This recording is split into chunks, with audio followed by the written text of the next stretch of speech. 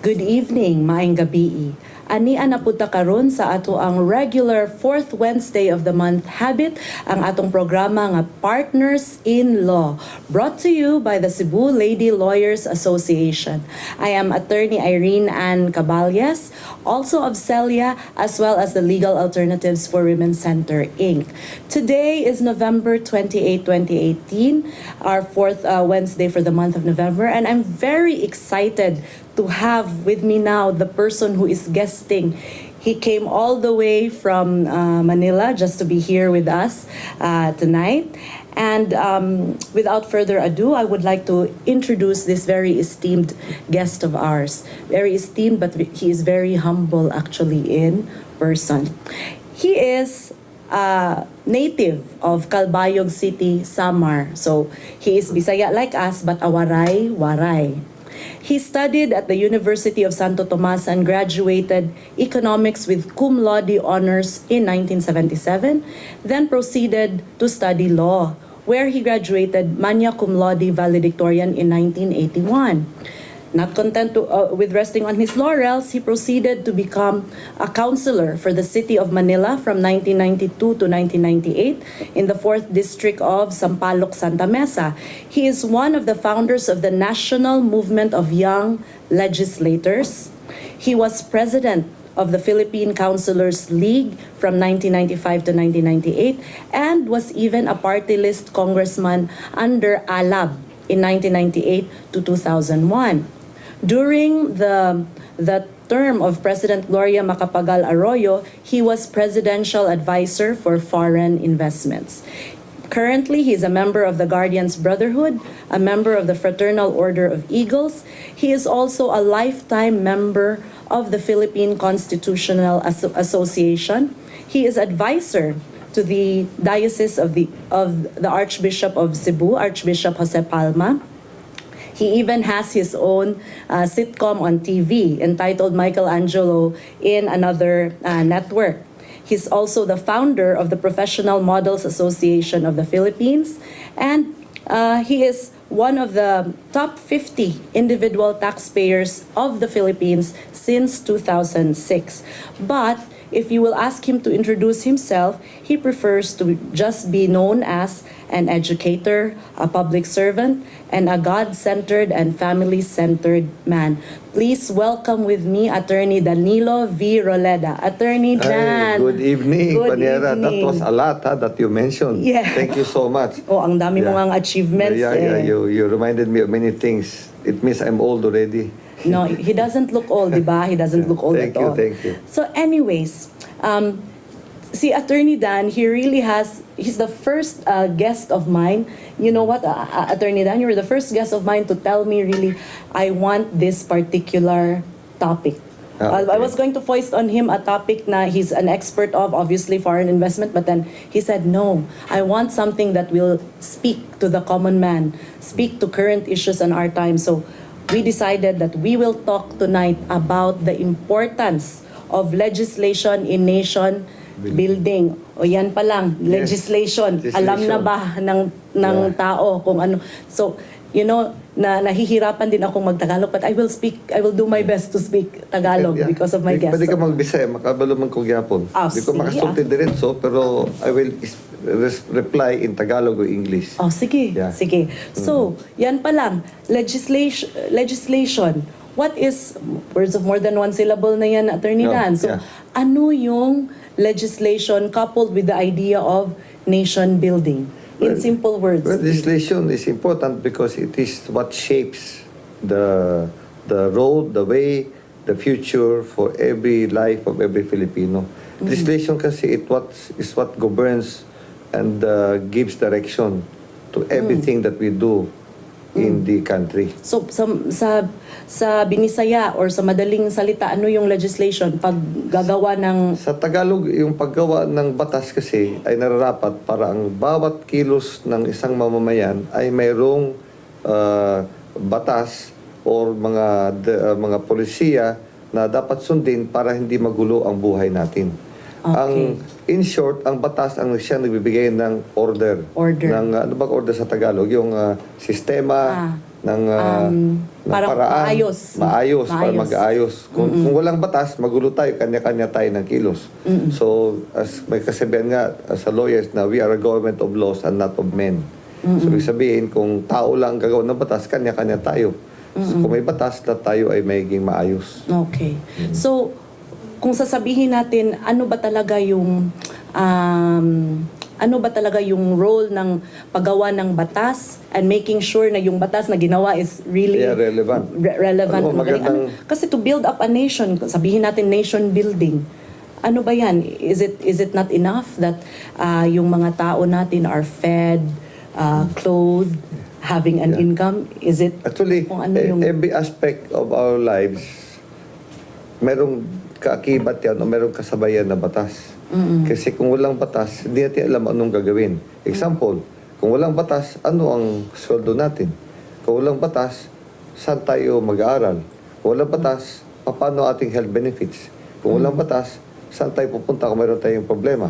Kung mayroong nangyaring hindi maganda, saan tayo pupunta para magkaroon ng hustisya?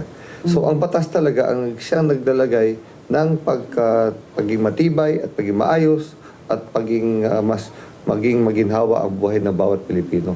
Kung walang batas, magulo tayo dahil matatakot tayo lumabas ng bahay, matatakot tayo kumilos, tsaka we don't know where to go. So the law sets the directions so that we as a Filipino or even a citizen all over the world would know where to go, how to act every day of our lives, where to go, how to survive. That's important. But, di ba sabi din natin na the laws are supposed to be made for men, not just for men to follow them, but for men to benefit. Oh yes. To benefit from them. That's very correct. Kasi the laws also establishes our rights, no, on how we exercise them. Kasi kung the government function kasi, the function kasi is the government function eh. Diba? We elect the congressmen, the House of Representatives, we elect the senators. They are tasked of formulating laws and policies that would build the nation. How do we build the nation by legislation? Is because we have to enact laws that would address every aspect of our life in education, in health, in shelter, in food, distribution, in investment, in criminal system, tourism, environment, in everything. So it's really an enormous task, no, for this nation. But of course, we already have many laws. But the world is changing, so we need to keep on updating and amending. So if there is no lawmaking process, we'll become stagnant. We'll be like still in the jungle.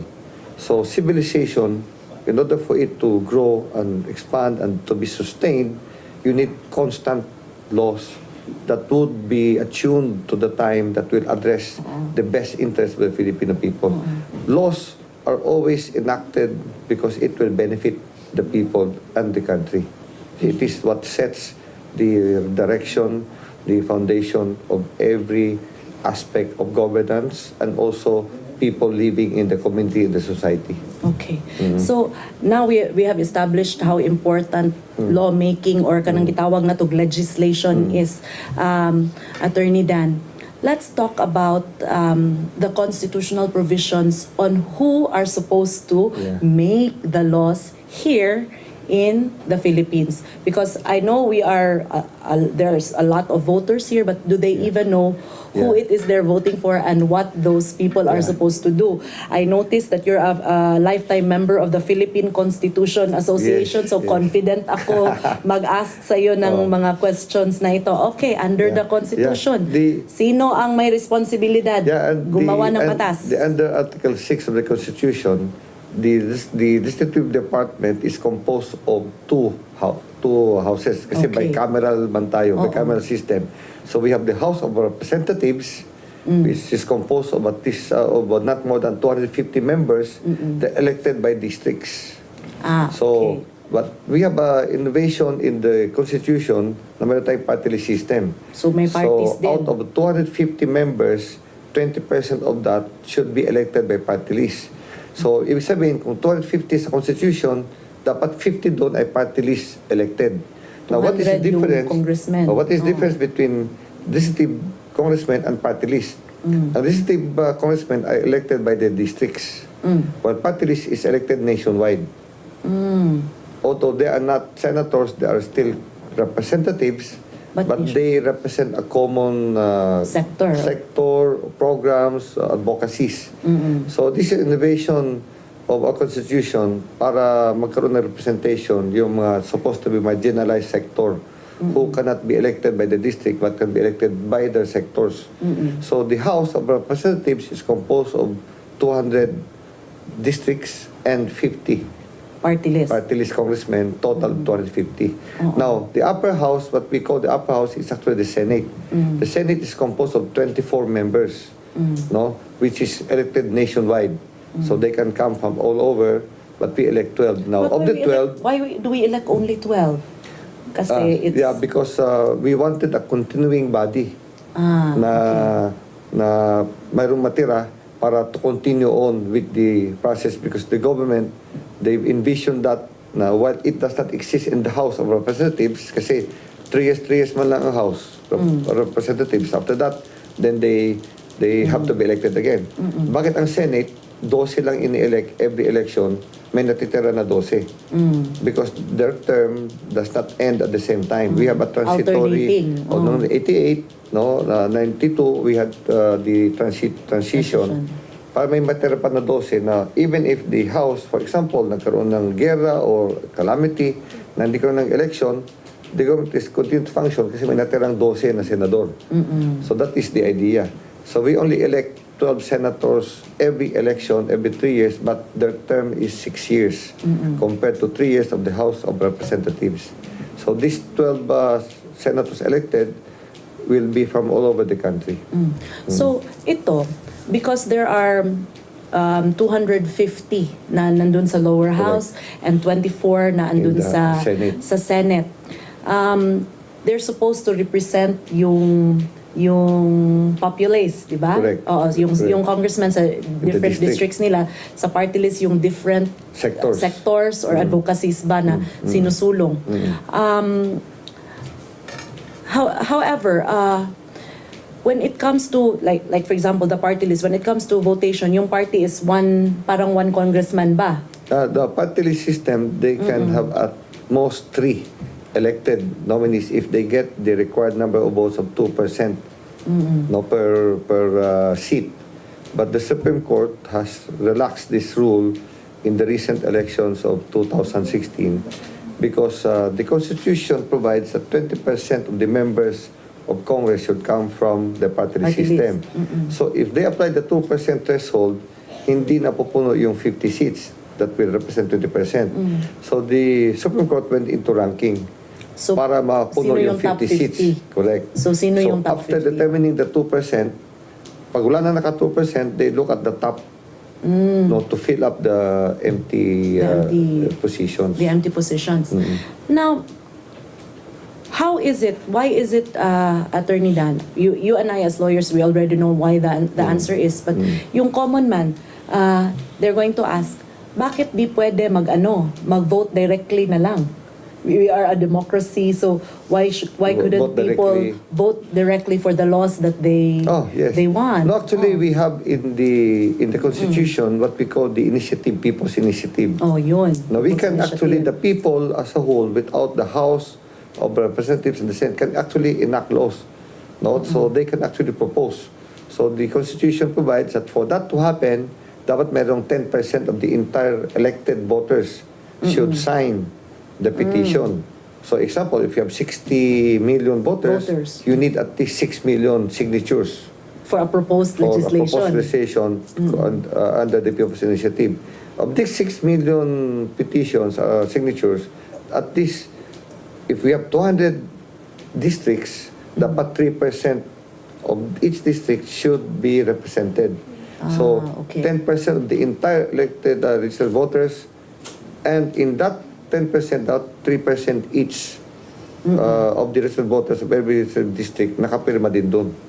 So medyo mahirap. Mahirap yun. Mahirap, pero kung kaya na magawin, but it has never been done. Nobody has tried it yet. Maybe because we trust our Congress that the people's initiative is not necessary because siyempre the members of Congress, they're supposed to be approachable to the people. So if I want a proposal, all I need to do is to go a senator, a congressman, and said And lobby for it. lobby for it. So it's easier to lobby rather than do the initiative. Assuming that our lawmakers are really that approachable and also that hardworking. On that note, we will have to pause for a few reminders from our friends. We will be back.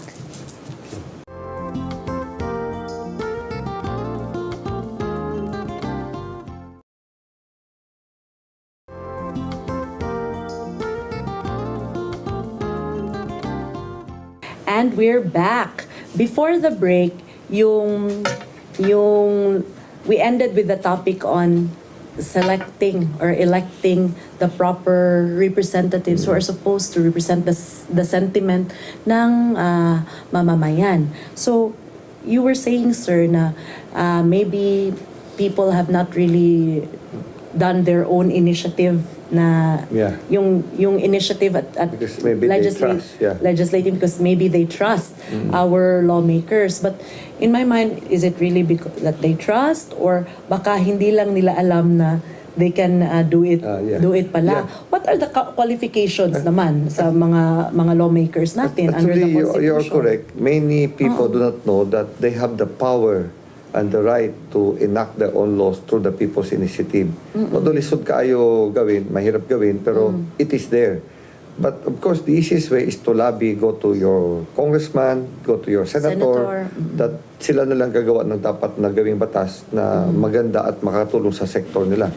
At of course, that's why it's important that as a voter, kailangan talaga we should vote for the correct and the proper and whom we can trust that will deliver the services as a public servant to the people. Para hindi tayo nahihirapan kung mayroon tayong kailangan na dapat ang ating congressman na senador ay madaling lapitan at makikinig at totoong maglilingkod sa bayan. Naalala ko tuloy, may sinabi si Bishop Roderick Pabilio 2 or 3 days ago. And I like it because it is going to guide us Filipino voters in the coming election. Next year may election tayo. Sabi niya, better leaders are produced because of better voters. So sabi ko, binasa ko, sabi niya, that we have to show the candidates that we as the voters, we are better than them. That we have better sense than them. That we know who they are, we know whom we like, we know who are good for us. So sabi ni Bishop Pabilio, hindi tayo dapat makontrol ng mga kandidato kung paano tayo bumoto. Like kasi, siyempre, may mga kandidato na daming gimmick, daming bigay, ang daming mga pakulo, daming mga advertisement, mga t-shirt dyan, mga kasi giveaways. Ano lang naman yung minimum requirement sa law, di ba? Ano lang yun? Citizen. At least for senator, they should be at least 40 years old, 35 years old. And then they should be able to read and write, Filipino citizen, then at least 2 years in the Philippines prior to election. So yun lang. Apat o lima lang, no? Ang congressman naman, 25 years old, registered voter ka sa district at least a year before the election, able to read and write, and Filipino citizen. So anybody can actually run. So siyempre, ang public office kasi, being a public trust, talagang it is based on trust, no, on whether I believe in you or not. Kailang, the problem of the Filipino people... voters din madaling maniwala. Correct. Kasi, remember, our topic is how important is legislation to nation building. Yes. So, kaakibat dyan is that those who do legislation in order to build the nation, kailangan you should put the qualified people there. Kasi hindi biro yan. Hindi yan laro. Na they are tasked with a very sensitive and serious responsibility to enact laws that will affect your life. Kaya itong election, we should not make it light. Kailangan seryoso tayo sa pagpili. Na hindi tayo nadadala. Sabi ni Bishop Pabilio, I really like what he said, na sa ating kamay kasi ang ating kinabukasan kasi tayo naman ang bumuboto. Hindi naman ang kandidato ang nagboboto sa sarili nila. Sila ay nag-apply bilang public servant. Turingin natin sila as applicant ng trabaho. Kailangan hindi ang tingin natin sa kandidato dapat hindi yung mataas na tao na kandidato, mayaman, may pera, magaling. Kundi, nag-apply magtrabaho ito para maglingkod sa bayan. Ako boss. Ako tayo ang boss. So kailangan, ikaw qualified ka ba? Diba? Susuhulan ba ako? kunwari, mayroong empleyado sa kumpanya ko, susulan ba ang HR para tanggapin? Hindi, di ba? Hindi. Ang HR, tanong ko muna, ano qualification mo? Itong trabaho mo, qualified ka ba? Ganun din dapat tayo sa mga kandidato. Kailangan tayong mamamayan, may karapatan tayo. Mayaman ka man, maliit, lahat ay pantay-pantay ang ating karapatan pagdating sa pagpili at pagsuri ng kandidato kung siya ba'y nararapat maglingkod. This is very important because tayo mga Pilipino, sabihin natin, naghirap tayo, dami tayong problema, daming pangailangan na natutugunan kasi kasalanan natin. Kasi hindi tayo pumipili ng maglilingkod ng tapat sa bayan. So, nasa kapangyarihan natin. So, nation building is really not in the hands of this nation if you come into it. It's in the hands of every Filipino. Oo. So, this nation for nation building is actually a responsibility of every Filipino. Because we are the ones that put the legislators, the congressmen and the senators in Congress. Pero ang taas naman ng if you come to think of it ba, ang taas naman ng requirements. Sabi ng Constitution, basta able to read and write lang. Pero that you're born. pero parang mga lawyers lang yata ang dapat maging Well, because the lawyers are very important because lawmaking is technical matter. Pero in Congress or in Senate, would you happen to know the statistics? Ilan lang ba ang abogado? actually, ang abogado is the minority in both House, the Senate, the Congress. But mahalaga din naman na mayroong mga hindi abogado na nandun kasi alam nila damdamin din ng kanilang represent. Yes. In a way, pagdating naman sa Congress, tinuturo naman sila how to make laws. May orientation yan eh. So, lahat ng elected congressmen, House of Representatives, saka Senador, they're really guided and oriented on how to make laws. Kailangan very basic pa rin naman whether or not, the bottom line is whether or not they represent the interests of the people. That's the bottom line. Whether you're a lawyer, a farmer, educator, engineer, doctor that becomes member of the Congress, importante, do you represent the interests of the Filipino people? Going into that hat, representing common interest. Now, it's not naman siguro, it's not unknown to us, di ba, that some of our politicians and some of our lawmakers pa nga, they're accused of furthering their own personal interest. So how do When we it happens.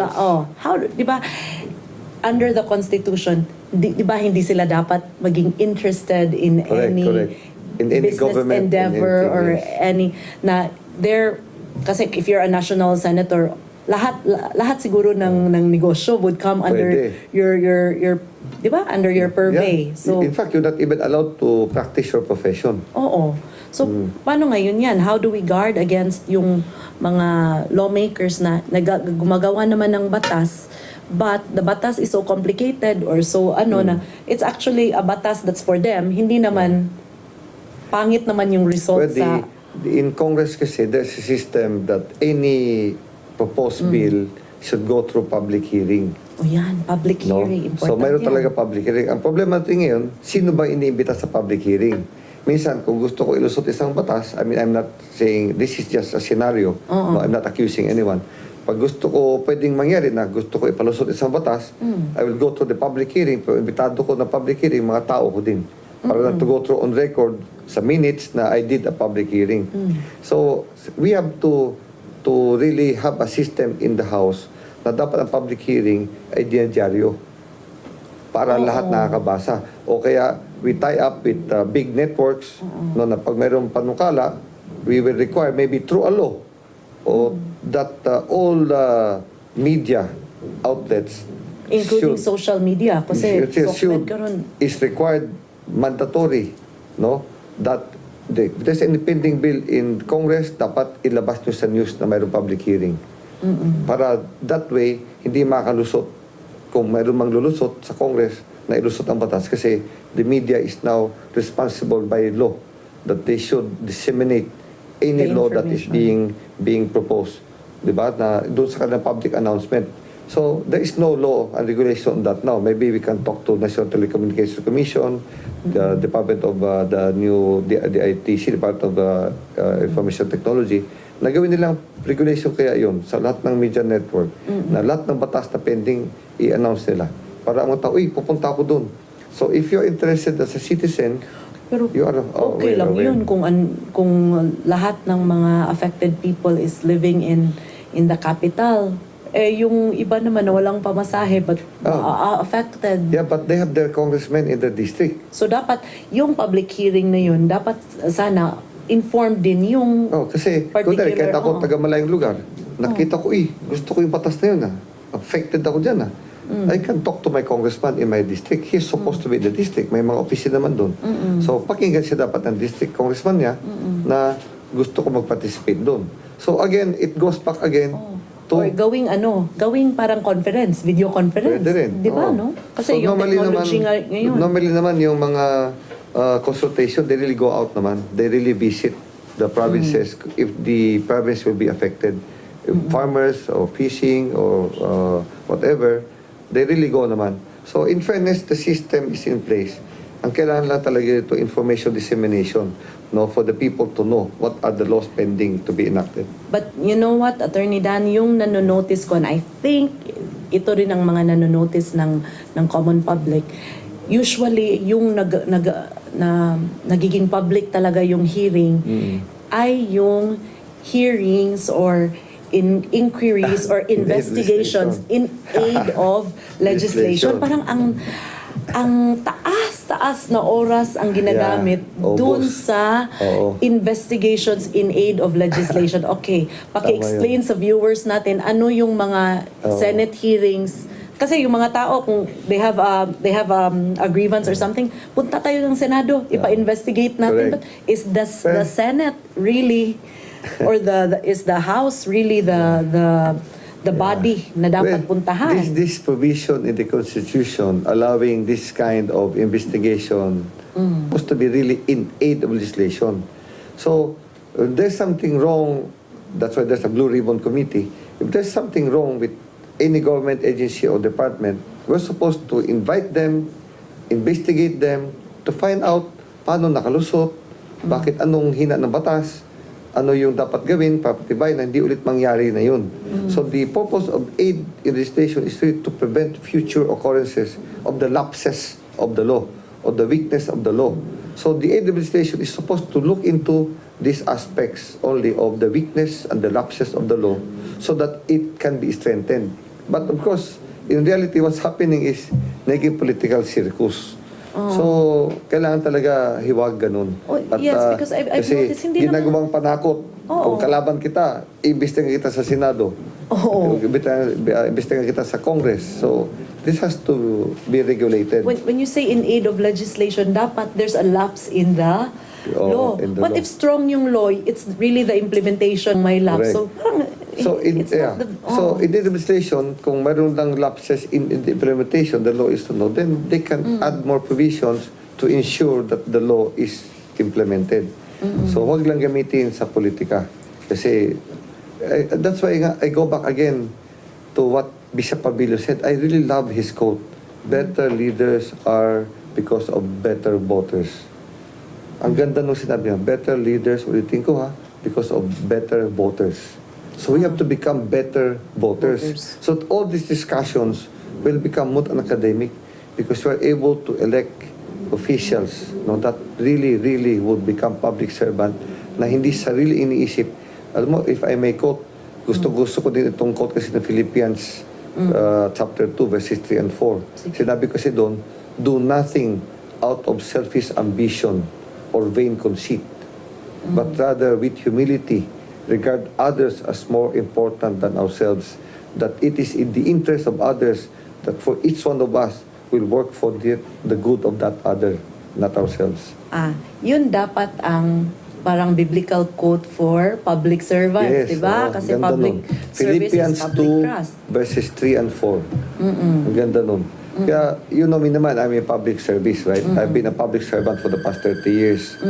But God is really important to be in the center of our service. Because as public servant, we have to always focus that we're doing God's will, we're doing God's works, because we're dealing with people and community. So as a public servant, we have to always be conscious of our godly duties and obligations, that maybe we are chosen by the people because God wants us to serve them well in accordance to His will, His teachings, and for the good of all Filipino people, the community, and the society. Bottom line really is, we have to have faith, and we have to have hope. so that we can become good. But goodness is produced when people act to become better voters. Okay. Kung Diba? maging better, paano kung sumablay? Oh, sige, let's talk about Kung, accountability. alam mo, Sumablay kung tayo as sumablay. voters. O naniwala tayo. Ayun, o naniwala. Akala natin, tama. Naku, nung nakaupo na, hindi pala. Hindi pala. Ang dami parang, Diba? ang daming, misconduct. Kasi una, alam mo, pag ganyan nangyari, Accountability. the first thing I will do, to be honest, I will pray to God to please strengthen the person who we trusted, the elected, na hindi siya makonsume ng evil. Kasi when you get into power, sometimes you become consumed by power, authority, na parang excited ka, I'm powerful now. So tayo, because we voted for him and we believe for that person, ipagdasal natin una na sila ay maproteksyonan ng mga angel, ng mga Holy Spirit, na hindi madala ng sistema. So they need prayers too. Instead of first criticizing them, prayers muna para sila mabigyan ng angel na padalan sila ng mga madaming anghel na bantayan kayo. Kasi alam naman natin na yung ating general, mabuting tao. Baka madala lang ang sistema. But if that happens, ay pa rin makinig sa mga anghel, meron naman tayong provisions On accountability. on accountability. Okay. And that's the end of our segment. We will be back. We're gonna talk about accountability of people in legislature.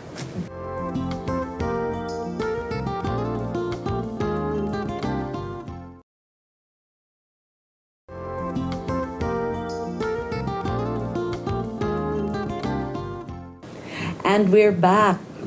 During the break, Attorney Dan and I were talking about, when prayers fail and then our elected public officials succumb instead of to their better natures, dun pa sa baser natures pa nag-succumb. So ano yung process of accountability? Kasi nagkamali yung voter. We were imperfect. Nagkamali tayo ng pinili.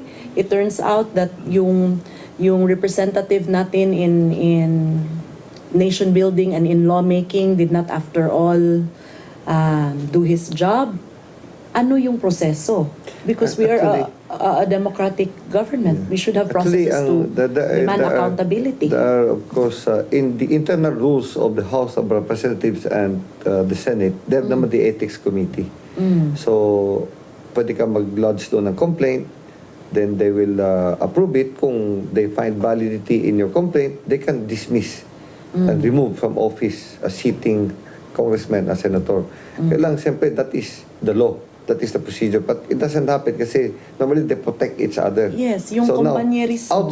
outside the legislative department, what is the avenue kung ayaw sumunod o hindi gumagawa ng mabuti isang congressman o senador or even mayor, governor?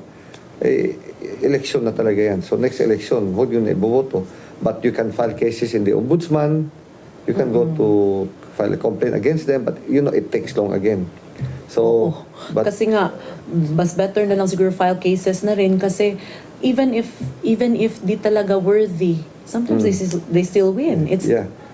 Actually, ang sistema natin, nakaraang mga eleksyon, nakita naman natin ang mga tao talaga, minsan kahit madami ng kaso, nananalo pa rin. Diba? Kasi siguro kasi ang Pilipino, forgiving tayo, we are a loving nation. Alam Filipinos, we are known for our... And we're clannish. Clannish. At saka, this is our... ang Pilipino kasi, we're good-natured eh. Masayahin tao kasi tayo eh. So, we are not judgmental people actually. Because True. we easily forgive. We easily forget. We're forgetful. So, kaya marami pa rin tingin natin na mga hindi dapat ay nananalo pa rin. Pero, ganoon talaga ang politika natin. Kaya, mainly the church, the media, they are doing a lot naman to educate the Filipino voters. So, nasa atin talaga individual na alam mo naman kahit si Jesus Christ during His time, talagang nahirapan din kasi ang mga tao, self-will, malakas ang self-will. So, but we will never stop educating them, guiding them, inspiring them because there is always hope that something good will happen. So, people like you, the church, those who are concerned, we should never stop. The task of guiding the people to do what is right is not only belonging to the government, to the church, to the academy, but to each one of us. Na dapat tayo ay maging magandang halimbawa ng pagmamahalan, ng pagiging mabuting So ito kasing nation building, is really important kasi lumalaki ang bansa natin. Dumadami na ang mga nangyayari. May mga problema tayo ng outside, inside the country. Mga threat of the rebels, threat of the terrorism. Hindi natin makontrol kasi pag-isip ng mga tao. But we can control ourselves. Each one of us. Hawak natin buhay natin eh. So we begin the change in ourselves. We begin everything that we ask from the other, we should do it first with us. Within Diba? ourselves. So if we change, then things around us will change. I cannot change you, I can change myself. Pero parang ano rin, no? Parang it's been 2,000 years since the crucifixion Yes. of Jesus. Pero parang sometimes when you look at it, the world has not really changed because until now, they're still electing thieves. Parang ganun, di ba? Si Barabbas yung Actually, ang sabi nga namin kasi sa election pinag-usapan, Jesus Christ actually lost the election. Oo. To Barabbas. Yeah, to Barabbas. Nung pinapili ang tao kung si Barabbas, Jesus Christ, nanalo si Barabbas. So even Jesus Christ lost the election. But remember, but his message remained. It was in the end his message that prevailed. His teachings, being the Son of God, that prevailed over the people.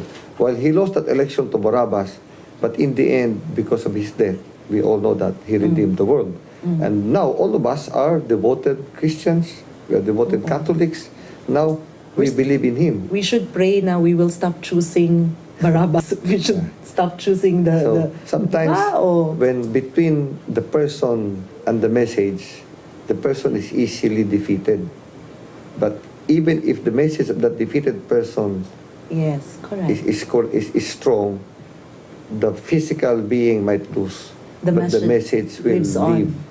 So even if we are faced with enormous challenges, if we believe that this is going to be good for the people, never mind if we are defeated as a person, but our message will live on.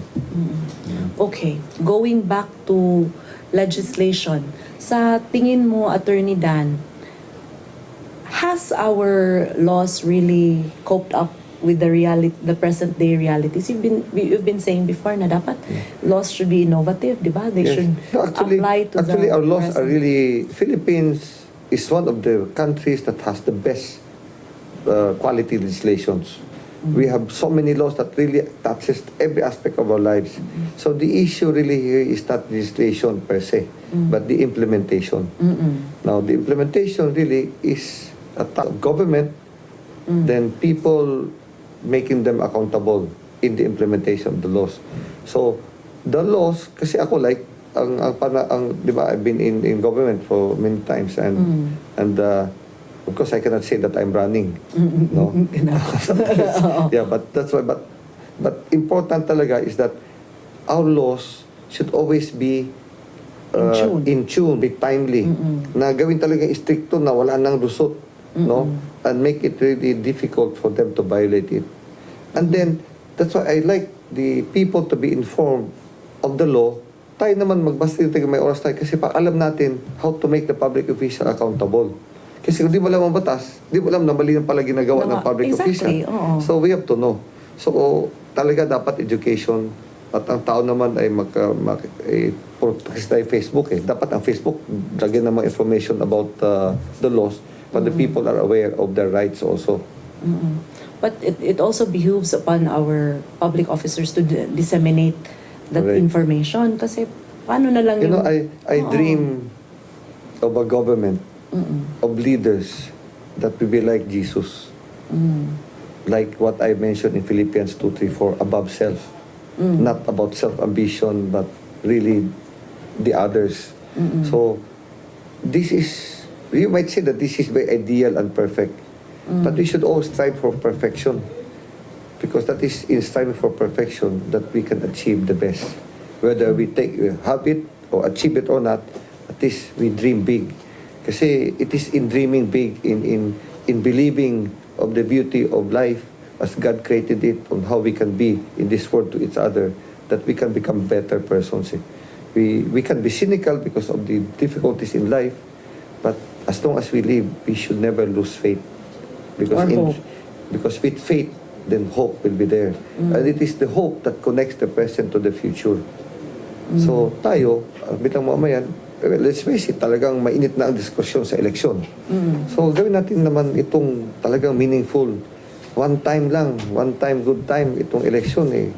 Gamitin natin lahat ng panaginip, lahat ng ating mga aspirasyon, lahat ng pinakamaganda ng idealism natin, hanapin natin sa kandidato. Oh. You were saying to me before the show, Attorney Dan, that sa analysis mo, this midterm elections, it is the lawmakers who are going to be playing a very pivotal Correct. Kasi role. in the midterm election, Yung mga legislators natin. Why do you say that? kasi in the midterm election, walang presidential candidates. Oo. So, ang focus natin are the legislatures kasi sila ang highest to be elected, the senators. Unlike kung may presidential election, nakafocus tayo on what this president will do Sa in the executive. executive Oo. implementation. So, talagang pili tayo ng presidente na alam natin na gagawin at may kakayahan na matapang na kaya gawin ang dapat gawin. Dito naman sa midterm election, nakafocus tayo doon sa gagawa ng mga batas. Although may election ng governor, congressman, baba, pero ang Even the senator local kasi, lawmaking bodies, meron din. mga Yung mga konsyal, Sangguniang Bayan, councilors, sa Panlaliwigan. So itong midterm election is really more of making of legislation rather than executive. Kasi walang presidential candidate eh. So nakatuon tayo dito, napipilit naman tayo this time. Ang kailangan dito, very important pala, kasi paghala natin ng mga senador o congressmen, tandaan natin hindi sila executives ha. They are lawmakers. Itong ating binoboto ay gagawa ng mga batas para gumanda ang buhay natin at maging matatag ang ating bansa.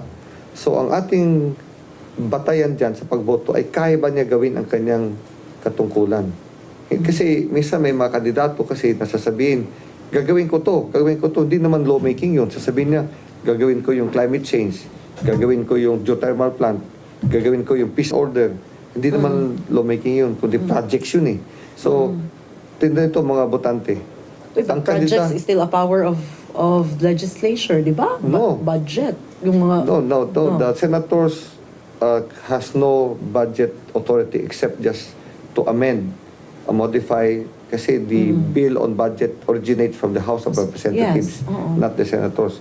So what I'm saying is, ang mga kandidato na tumatakbo pagka-senador o congressman, dapat ang kanilang mga panukala ay yung programa na gagawa ng batas na ikakabuti ng isang sektor, isang proyekto. Hindi yung sasabihin na pag ako nahalal, gagawin ko ang Isang bridge. o isang tulay, isang eskwelahan, na pag ako naging senador o congressman, gagawa ko ng maraming eskwelahan. Hindi po yun. That's not the function. Oo, Hindi yun po, function. governor yun, nila kasi executive function yun. Ngayon, dapat ang sabihin ng mga kandidato sa legislative bodies is, ano ba ang gagawin ko sa mga batas? Diba?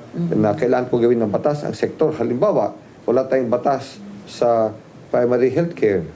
Diba? Ano yung healthcare na sa mga barangay.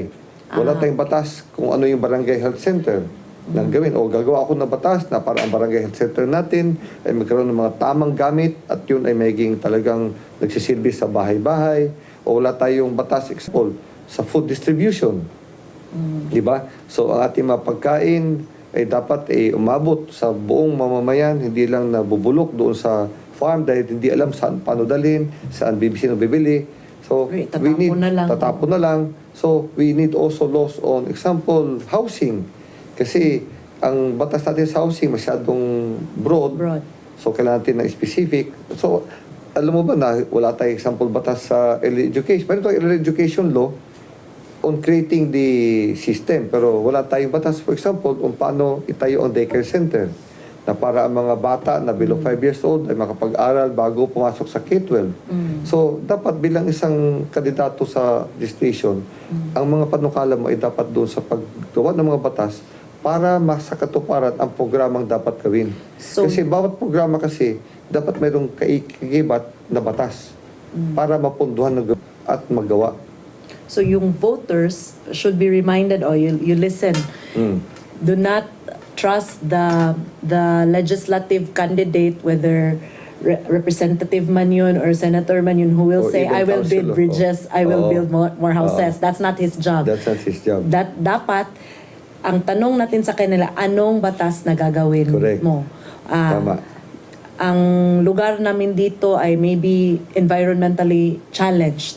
So, anong batas na gagawin mo Tama. to alleviate that situation? Kasi topic natin, legislation for nation building.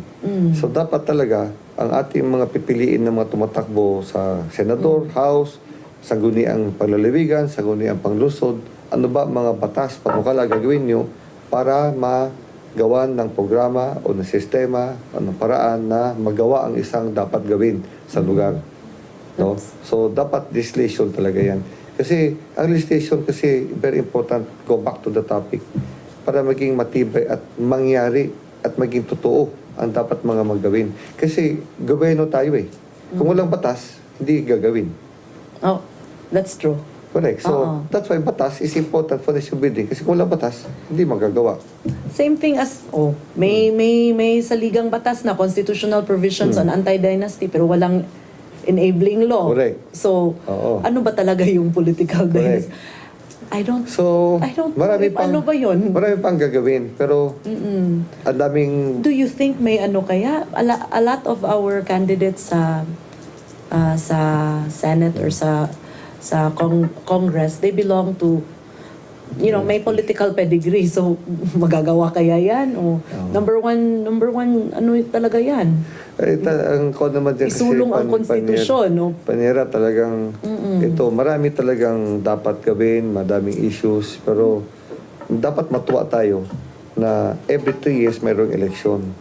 So, ano man nating hinaing, ano man nating naramdaman, Because it's a chance to mayroong start pag-asa. anew. May pag-asa tayo parati. Kasi mayroon namang eleksyon kada 3 buwan, ay 3 taon.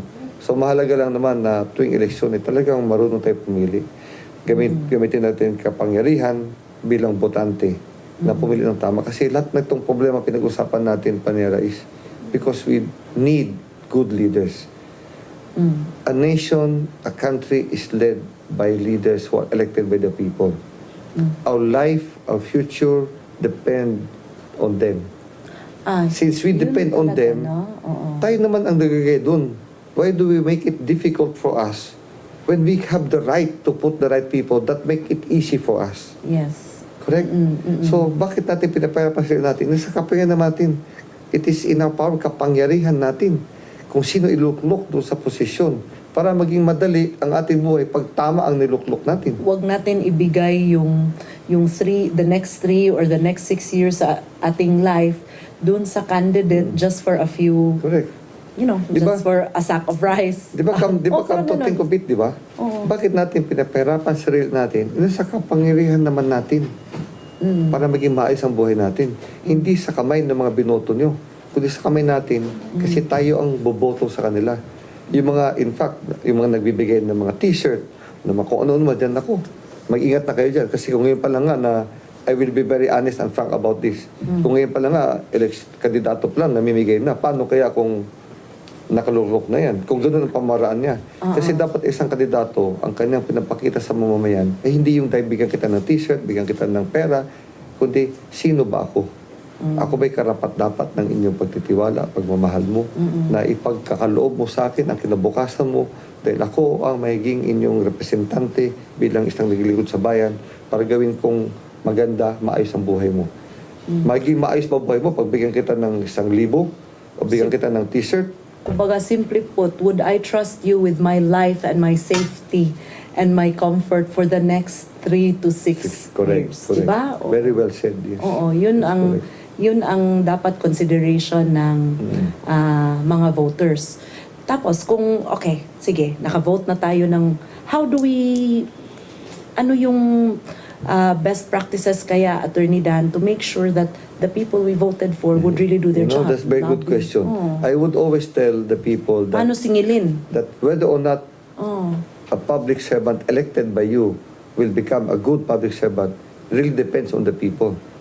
Singilin sila. Kailangan bantayan nyo talaga. Kasi it is in the hands of every Filipino voter to make the public servant they elected to behave and become accountable. Kasi if you do not talk to them, you do not watch them, how can they become accountable? The accountability rests also on the people. not only on the elected one. Because kung di ka nakatingin, baka lumusot ako. Now, but how do you do that? That's a question. Paano mo bantayan? Di ba? Di, tingnan mo, nasa news naman araw-araw. Di ba? It's public record, public information. Di, punta mo yung city hall councilor mo, punta mo yung congressman mo, senador, malayo man, di ba? Tingnan mo sa dyaryo, ano bang ginagawa nito? Hindi yung walang ginagawa doon, nanalo pa rin. Oo. Kasi, di ba? Kunyari, nag-promise ito, nagagawa ng ganitong batas that will make lives easier for the students. Sana yung batas, paano natin ilalabi? So, singilan. Yung iba naman dyan na talaga. nakaupo, para no mistake, don't say anything, don't do anything. Walang mistake. So, hindi Ay. napapansin, pag nanalo, pag Ay. naka-eleksyon, talo ulit. You're not being voted for to do nothing. Correct. Hindi, Correct. diba? Oo. Kaya bottom line, Panera, this is really still in the hands of the Filipino voters. In the end, we cannot blame them. We cannot blame the elected officials. We cannot blame the government. We blame ourselves only. Always, because it is us that put them there. So, final messages Yeah. because we're down to our Yeah. last few minutes. So, ang dali lang ng time, oras. no? Final messages for our viewers. So sa ating mga nakinig ngayong gabi, this programang Partners in Law. Partners in Christ rin. Partners in Christ. Sabi ko, Christ yun eh. Partners in Christ, Partners in Law.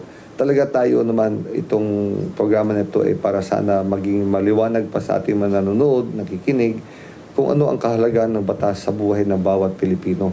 Kasi ang batas ang siyang naging ating haligi para tayo maging masaya sa buhay natin, maging matiwasay at maging pagmamahalan.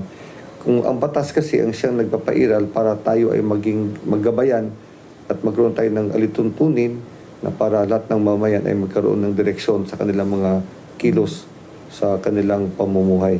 Kailangan din natin kasi ang batas ay ginagawa ng ating mga halal o in-elect o pinipilit ng mga public officials itong election na darating. Sinabi ni Bishop Roderick Pabilio, ulitin ko, better leaders are produced by better voters. So magdasal po tayo sa ating bayan, magdasal tayo sa ating mga darating na mga kandidato. Dasal tayo sa ating sarili. Mas mahalaga din yun na tayo gabay ng ating Holy Spirit, ng ating Panginoon, ng ating konsyensya, ng ating puso, damdamin na maging tama ang pagpili natin. Sa inyong lahat po, God bless you all at be good citizen and love one another. That's a very fine message, Attorney Dan.